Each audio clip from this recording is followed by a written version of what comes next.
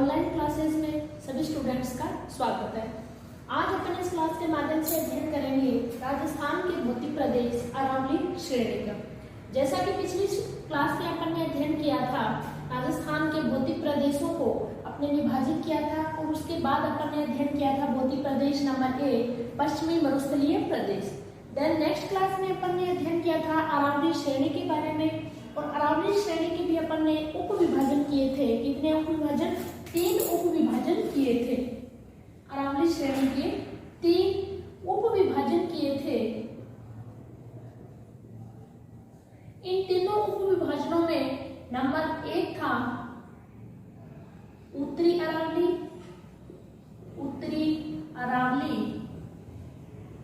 Number 2 था मध्य अरावली, और number 3 था दक्षिणी अरावली। इन उप विभाजनों में से नंबर 1 उत्तरी अरावली अपन अध्ययन कर चुके थे। आज अपन इस क्लास के माध्यम से अध्ययन करेंगे उप विभाजन नंबर 2 मध्य अरावली के बारे में।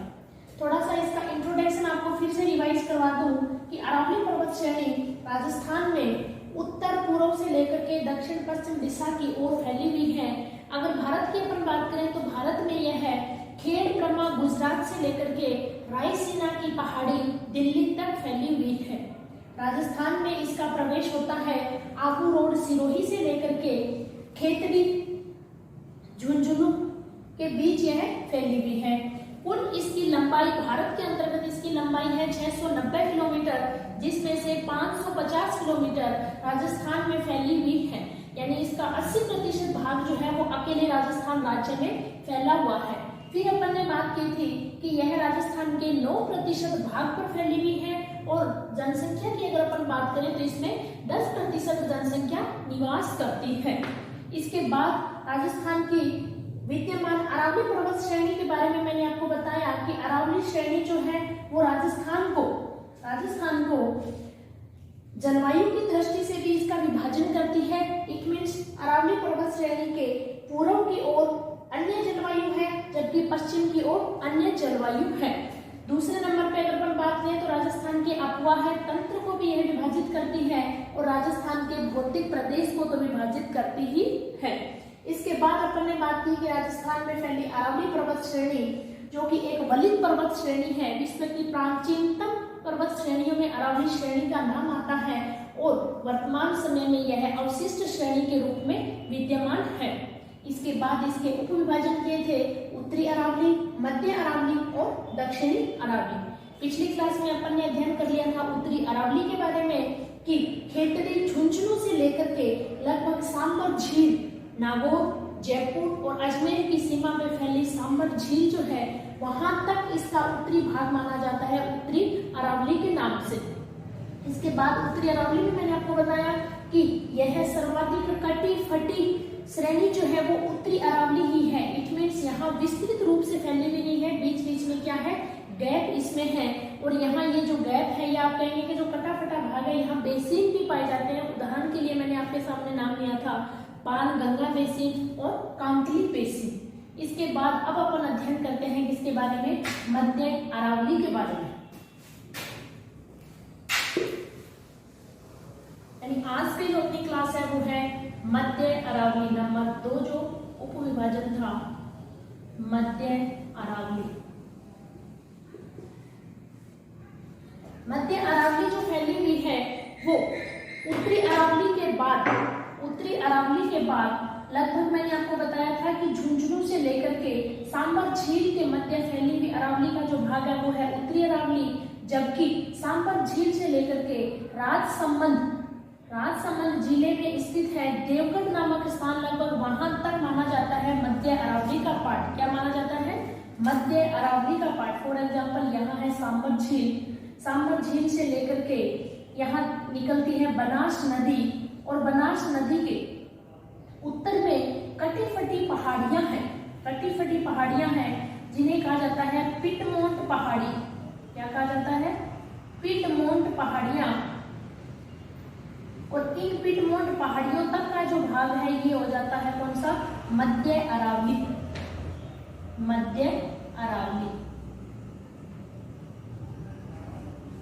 मध्य अरावली का जो विस्तार है या इसका विस्तृत भाग जो है वो मुख्य रूप से कौन से जिले में है, यानी यह फैली हुई है, विस्तृत इसका रूप जो है वो है अजमेर जिले, इसमें है अजमेर में फैली हुई है मध्य अरावली।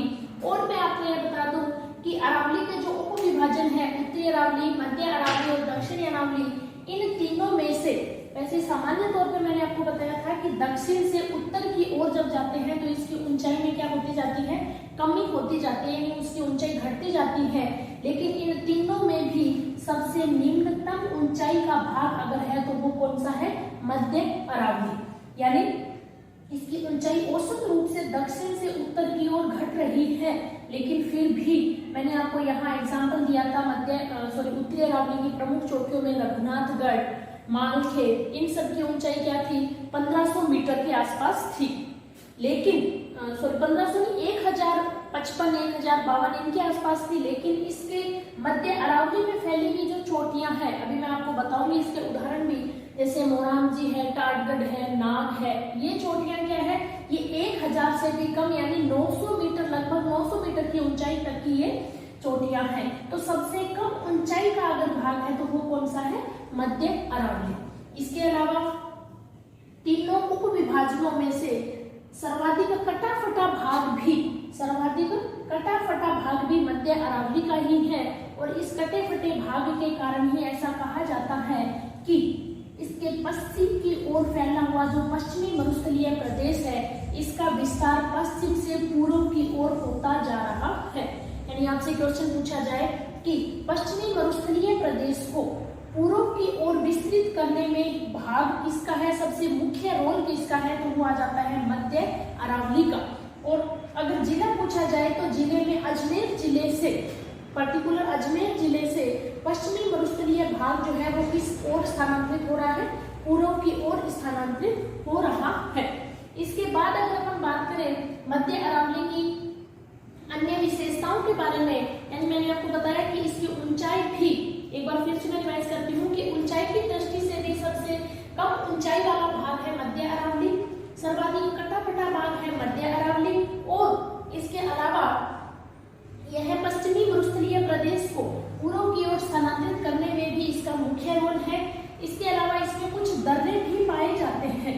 क्या पाए जाते हैं, दर्रे पाए जाते हैं। यानी ये जो अरावली फैली हुई है, फॉर एग्जाम्पल ये है अरावली, ये अभी मैंने आपके सामने नाम लिया कि ये बीच बीच में क्या है, कटी फटी है। तो कटे फटे भाग में से एकदम तंग या कहेंगे कि संकरा रास्ता जहां से निकलता है पहाड़ियों के बीच में से, उसको कहा जाता है दर्रा। क्या कहा जाता है, दर्रा। तो इसमें अजमेर जिले में या कहेंगे कि मध्य अरावली में कुछ दर्रे भी पाए जाते हैं। सबसे पहला जो दर्रा आता है वो आता है बर्ग दर्रा, इसके बाद जो आता है वो आता है परवरिया दर्रा, इसके बाद जो आता है वो आता है शोपुर दर्रा, और इसके बाद एक नाम और आता है वो आता है सूराघाट दर्रा। क्या आता है, सूराघाट दर्रा। ये चारों ही दर्रे कहाँ हैं, ब्यावर में हैं। और ब्यावर कौन से जिले में आता है, ब्यावर आता है अजमेर जिले में। यानी बर्ग दर्रा, परवरिया दर्रा, शोपुर दर्रा, सूराघाट दर्रा, ये कहाँ फैले हुए हैं, ये फैले हुए हैं ब्यावर में। और ब्यावर स्थित है कौन से जिले में, अजमेर जिले में। इसके बाद अगर अपन बात करें मध्य अरावली में फैली चोटियों के बारे में, मध्य अरावली में फैली चोटियों के बारे में अगर मैं बात करूं तो इसकी प्रमुख चोटियां कौन कौन सी है, प्रमुख चोटियां, मध्य अरावली की प्रमुख चोटियां, तो नंबर 1 आ जाती है मोरामजी, जो कि अजमेर में है। मोरामजी कहाँ है, ये अजमेर में, 934 मीटर। नंबर 2 आ जाती है टाटगढ़, ये भी कहाँ है, अजमेर में। और नंबर 3 जो आ जाती है नाग पहाड़ी, ये भी कहाँ है, अजमेर में। कहाँ है? अजमेर में। मोरांगी 934, टाटगढ़ जो है वो 870 मीटर, 870 मीटर, और ये जो है 735 मीटर, 735 मीटर। कौन सी? नाग पहाड़ी, जो कहाँ है? अजमेर में। ये है मध्य अरावली की प्रमुख चोटियां। इस प्रकार से अपन ने अध्ययन किया अरावली की उप विभाजन नंबर 2 मध्य अरावली के बारे में। इसके बाद अपन अध्ययन करते हैं किसका? उप विभाजन नंबर 3 दक्षिणी अरावली का। दक्षिणी अरावली का तो 735 नहीं, ये 795 है, 795। अब अपन अध्ययन करते हैं दक्षिणी अरावली।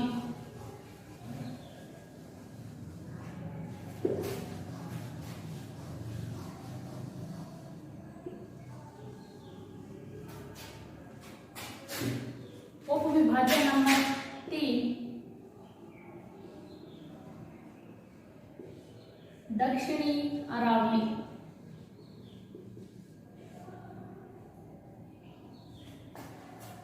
यानी सबसे पहले आपने अध्ययन किया उत्तरी अरावली के बारे में, ये थी उत्तरी अरावली। उसके बाद आपने अध्ययन किया मध्य अरावली, मध्य अरावली, और इसके बाद मैंने बताया था देवगढ़ नामक स्थान राजसमंद जिले में, लगभग वहां से लेकर के अबू रोड सिरोही तक माना जाता है इसका भाग दक्षिणी अरावली का, इसका भाग दक्षिणी अरावली का। दक्षिणी अरावली, अगर इसके विस्तार की अपन बात करें कि विस्तार कौन कौन से जिलों में है, तो इसका विस्तार जो है वो है सिरोही,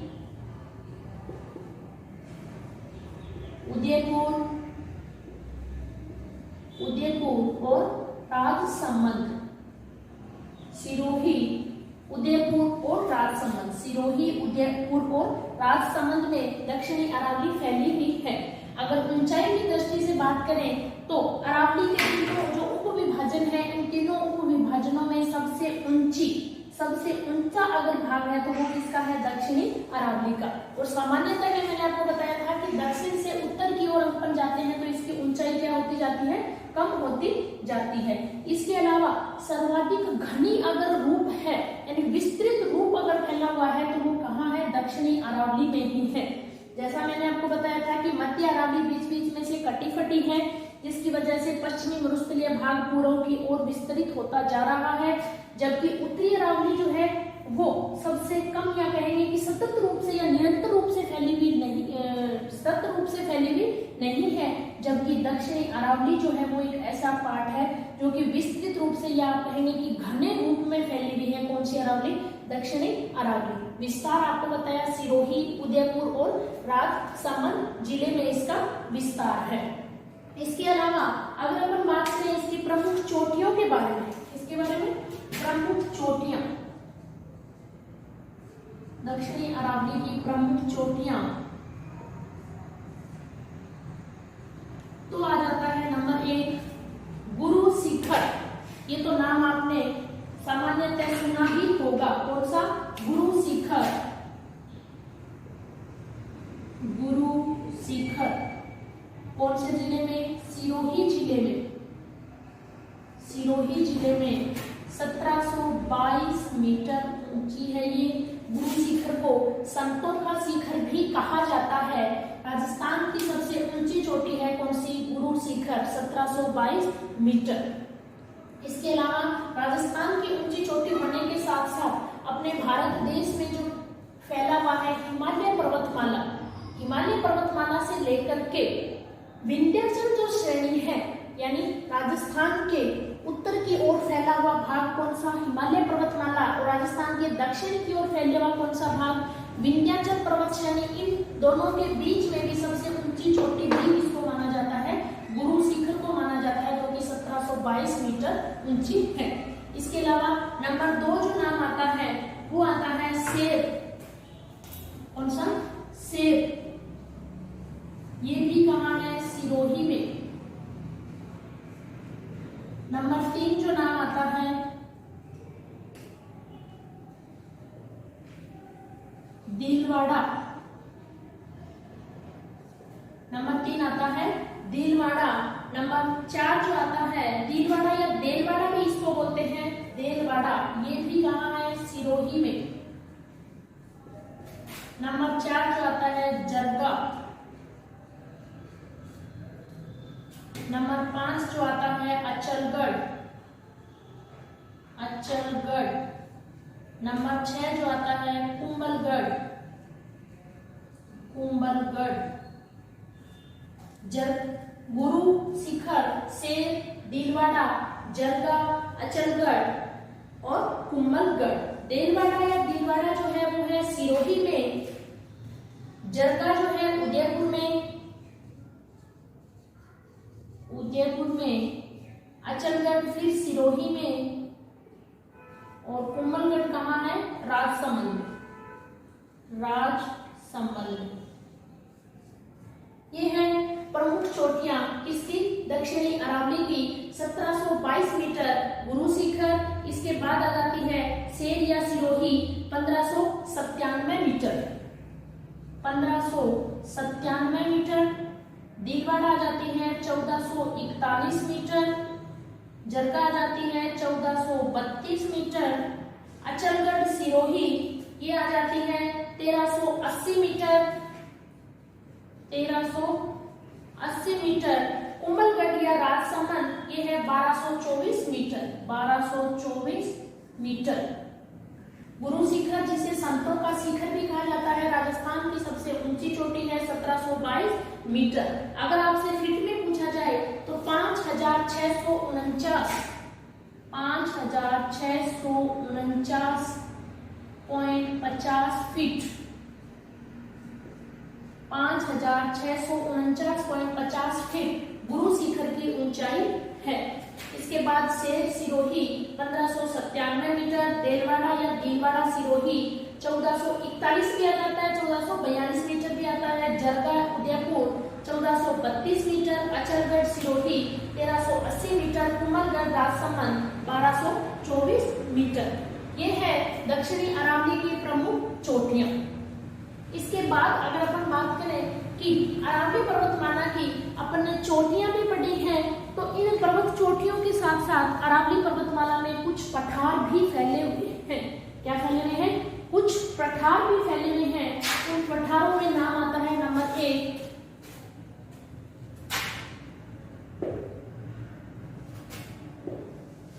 साफ कर देती हूँ,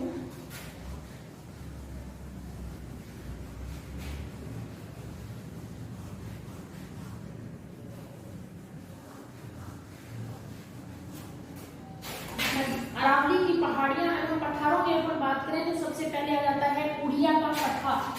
पठारों के बारे में अगर अपन बात करें तो आ जाता है नंबर 1 उड़िया का पठार जो कि सिरोही में है।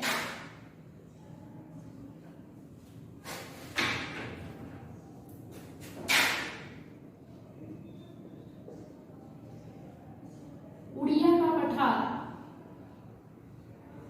कौन से जिले में है, सिरोही में। 1360 मीटर ऊंचा है ये। इसके बाद नंबर 2 जो आ जाता है आबू का पठार। आबू का पठार ये भी कहाँ है, सिरोही में। 1200 मीटर ऊंचा है ये। इसके बाद नंबर 3 काकनवाड़ी का पठार। काकनवाड़ी का पठार ये कहाँ है, अलवर में। इसके बाद आ जाता है कासन का पठार। कासन का पठार ये भी कहाँ है, अलवर में। इसके बाद आ जाता है कोतवार का पठार। कोतवार का पठार ये कहाँ है, अलवर और जयपुर के बीच फैला हुआ है। ये अलवर और जयपुर के बीच फैला हुआ है। यानी नंबर 1 पे जो आता है राजस्थान का सबसे ऊंचा पठार वो है उड़िया का पठार, जो कि सिरोही डिस्ट्रिक्ट में है। नंबर 2 पे आता है आबू का पठार, वो भी सिरोही में है। और अलवर जिले में है कांकरवाड़ी का पठार और कासन का पठार। इसके बाद एक आता है कोतवार का पठार, अलवर और जयपुर के मध्य फैला हुआ है। इसके अलावा मुख्य पठारों में अगर मैं बात करूं तो आ जाता है घोराट का पठार, घोराट का पठार। घोराट का पठार फैला हुआ है कुंभलगढ़ और गोबुंदा के बीच। कुंभलगढ़ आ जाता है किसका पार्ट है, राजसमंद का, और गोबुंदा आ जाता है उदयपुर का। और एग्जांपल यहाँ है गोबुंदा, ये हो गया गोबुंदा, और यहाँ है कुंभलगढ़ राजसमंद। और इसके बीच में जो फैला हुआ पठारी भाग है, इस पठारी भाग को क्या कहा जाता है, घोराट का पठार। इसके अलावा एक नाम आता है ऊपरमाल का पठार, ऊपरमाल का पठार, जो कि फैला हुआ है बिजोलिया, भीलवाड़ा और भैंसरोडगढ़, चित्तौड़गढ़ के मध्य। कौन सा पठार, ऊपरमाल का पठार, ऊपरमाल का पठार। ये फैला हुआ है बिजोलिया, भीलवाड़ा और मांडलगढ़, चित्तौड़गढ़ के मध्य फैला हुआ है ऊपरमाल का पठार। इसके अलावा जो ये घोराट का पठार है, इसके दक्षिण में ही फैला है लसाड़िया का पठार। कौन सा पठार, लसाड़िया का पठार, लसाड़िया का पठार कौन से जिले में है, उदयपुर में, उदयपुर में फैला हुआ है लसाड़िया का पठार। इस प्रकार से मुख्य मुख्य पठारी भाग हैं जो कि अरावली श्रेणी में फैले हुए हैं। इसके बाद अगर अपन बात करें इसकी कुछ चोटियों के बारे में जिनके स्थानीय नाम भी हैं, तो उन स्थानीय नामों में आ जाता है जैसे जालोर में फैली हुई पहाड़ियां। कौन से जिले में, जालोर में फैली हुई पहाड़ियां, जैसे कहा जाता है जसवंतपुरा की पहाड़ी, इसराना की पहाड़ी, रोजा पहाड़ी, भाकर पहाड़ी, सुंदा माता की पहाड़ी। ये क्या है, जालोर में फैली हुई पहाड़ियां हैं। इसके अलावा अगर अपन बात करें जैसलमेर में फैली हुई पहाड़ी, जैसलमेर में फैली हुई पहाड़ी जिसे कहा जाता है त्रिकुट की पहाड़ियां। कौन सी पहाड़ियां, त्रिकुट की पहाड़ियां। और इस त्रिकुट की पहाड़ियों पे ही बना हुआ है जैसलमेर का किला। एक ध्यान रखिएगा, त्रिकुट की पहाड़ियां फैली हुई है जैसलमेर में, जबकि त्रिकुट पर्वत फैला हुआ है करौली में। त्रिकुट पहाड़ियां, एक नाम आता है त्रिकुट पहाड़ियां और एक नाम आता है त्रिकुट पर्वत। त्रिकुट पर्वत, त्रिकुट पर्वत आता है करौली में, जबकि त्रिकुट पहाड़ियां आती है जैसलमेर में, जैसलमेर में।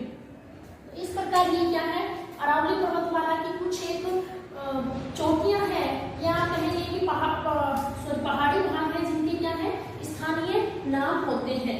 जैसे उदयपुर में है, इससे पहले क्लास में अलवर में है सरिस्का की पहाड़ी, भानगढ़ की पहाड़ी, राजगढ़ की पहाड़ी, झुंझुनू में आ जाती है डोसी की पहाड़ी, खेतड़ी सिंघाना की पहाड़ी। ये कहाँ है, झुंझुनू की है। तो ये क्या है, पहाड़ियों के नाम है स्थानीय नाम। जैसे सीकर में आ जाता है हर्ष की पहाड़ी या हर्ष पर्वत जिसे कहा जाता है, जहाँ हर्ष माता का मंदिर भी है, हर्ष का मंदिर भी है, जैन माता का मंदिर है और उन्हीं के भाई हर्ष का भी मंदिर है। हर्ष की पहाड़ियां कौन से जिले में, सीकर जिले में। इसके अलावा अगर हम बात करें कि जैसे मैंने आपको बताया कि मध्य अरावली में कुछ दर्रे फैले हुए हैं जिनका नाम मैंने आपको लिया था, बर दर्रा, परवरिया दर्रा, श्योपुर दर्रा, सूराघाट दर्रा। तो उसी प्रकार उन दर्रों को दक्षिणी अरावली में या कहेंगे कि अरावली के दक्षिणी भाग में कहा जाता है नाल। क्या कहा जाता है, स्थानीय नाम है नाल। और वहां नाल है भी ज्यादा, यानी सबसे ज्यादा नाल या दर्रे अगर कहें तो कौन से जिले में, राजसमंद जिले में सबसे ज्यादा क्या है, नाल या दर्रे हैं। उन नाल या दर्रों में अगर हम बात करें तो आ जाते हैं झींगवा की नाल,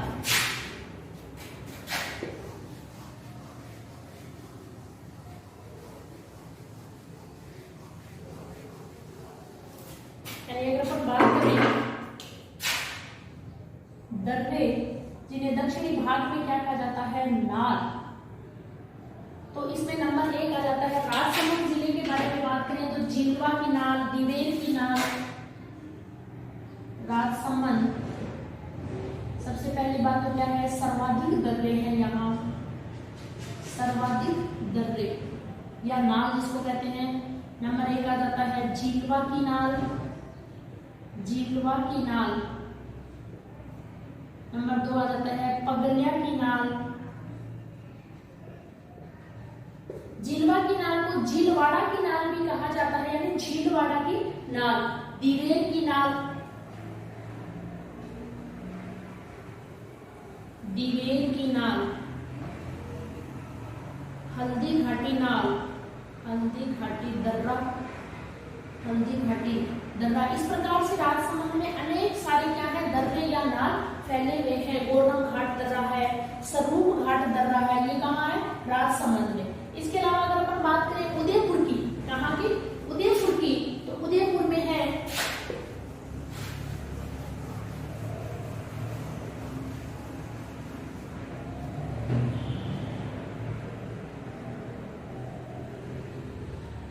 उदयपुर में अगर हम बात करें तो फुलवारी की नाल,